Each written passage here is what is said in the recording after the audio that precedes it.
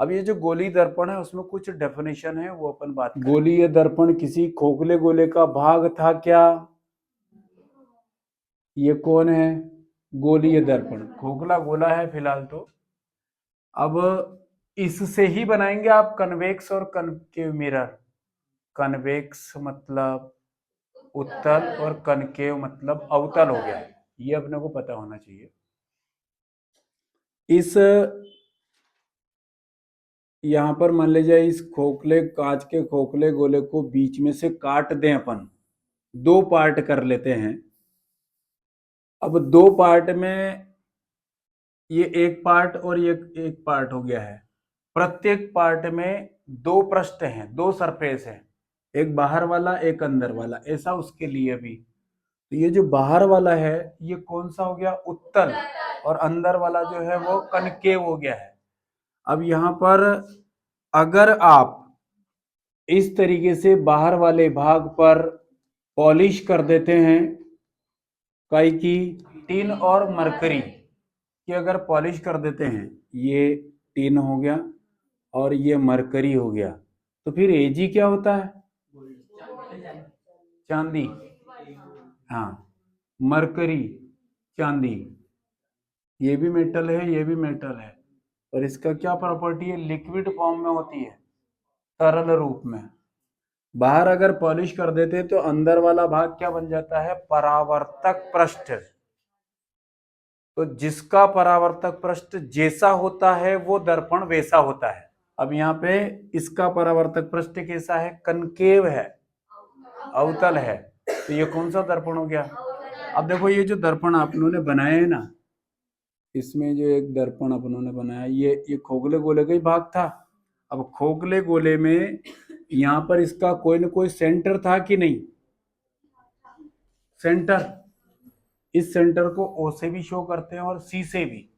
मान लीजिए सी में डिनोट कर देता हूं।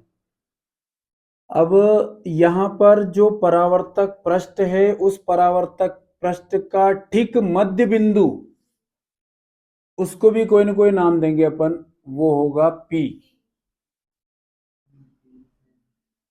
जिसको दर्पण का ध्रुव बोला जाएगा, अंग्रेजी में पोल। और ये क्या हो गया? सेंटर, केंद्र, इसको बोलेंगे हम वक्रता केंद्र। बार बार ये लैंग्वेज आएगी, वक्रता केंद्र, सेंटर ऑफ कर्वेचर।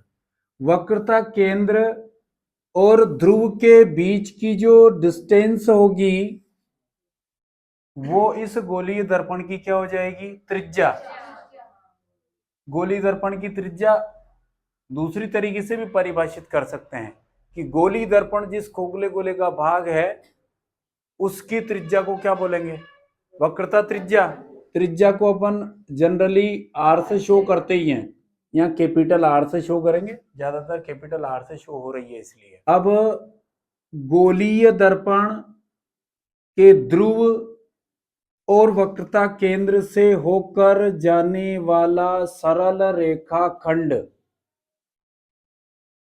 लाइन फिर से सुने, गोलीय दर्पण। अच्छा, गोलीय दर्पण इसलिए बात कर रहे हैं कि यहाँ उत्तल भी हो सकता है, नहीं तो यहाँ तो क्लियर दिख रहा है कि अवतल बना रखा है उन्होंने, पर may be also convex mirror. तो गोलीय दर्पण का ध्रुव और वक्रता केंद्र से होकर जाने वाला सरल रेखाखंड, सरल रेखा, उसको क्या बोलेंगे अपन? इस दर्पण का यानी कि गोलीय दर्पण का मुख्य अक्ष।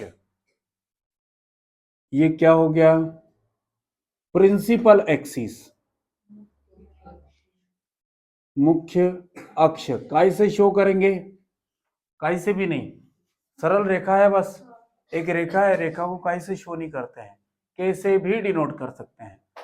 तो मुख्य अक्ष कौन सी परिभाषा, कैसी परिभाषा हो गई है? हाँ, देखकर बताओ।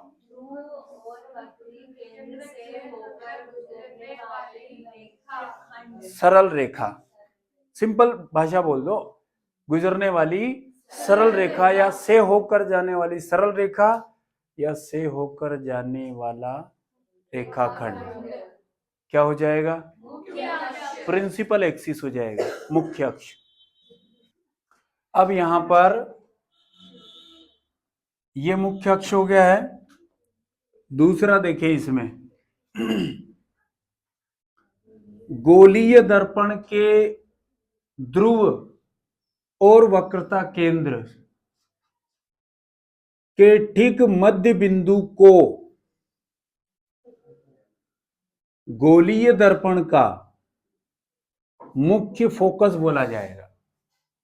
गोलीय दर्पण का मुख्य फोकस, या फिर एक और परिभाषा है कि इस गोलीय दर्पण के मुख्य अक्ष के समांतर आने वाली प्रकाश किरणें परावर्तन के पश्चात मुख्य अक्ष के जिस बिंदु से होकर जाएगी उसे गोलीय दर्पण का, तो फिलहाल क्या याद रखें आप, गोलीय दर्पण के ध्रुव और वक्रता केंद्र के ठीक मध्य बिंदु को क्या बोलेंगे? मुख्य फोकस बोला जाएगा। कैपिटल एफ से शो करेंगे। अब कुछ डिस्टेंस की बात कर लेता हूं यहां पे। अब यहां पर गोलीय दर्पण के ध्रुव और मुख्य फोकस के बीच की न्यूनतम दूरी को फोकस दूरी कहेंगे, स्मॉल एफ से शो करेंगे। फिर से देखें, गोलीय दर्पण के ध्रुव और मुख्य फोकस के बीच की न्यूनतम दूरी को फोकस दूरी कहेंगे। तो ये फोकस दूरी किन दो बिंदुओं के बीच की दूरी है? हाँ, मतलब minimum distance between pole and principal focus of concave mirror. अब ये सारी चीजें हम कोई राइटिंग में नहीं कर रहे हैं, ऐसे बहुत सारी चीजें हैं अपन जो इसी तरीके से करेंगे, क्योंकि ये सब लिखोगे तो कितनी मोटी कॉपी बन जाएगी। बहुत बड़ी यूनिट है 13 और इंटरेस्टिंग है, और कंडीशन है उसकी कि रोज के रोज आओ। द्वारक, द्वारक का मतलब गोलीय दर्पण जिस खोखले गोले का भाग होता है उसके व्यास को एपरेचर बोला जाएगा। गोलीय दर्पण जिस खोखले गोले का भाग था उसके व्यास को, उसके डायमीटर को क्या बोलेंगे? ठीक है ना? तो भाग था मतलब अब तो काट दिया ना उसको। उसके व्यास को, डायमीटर को क्या बोलेंगे? अपर्चर। अपर्चर मतलब द्वारक, केवल द्वारक।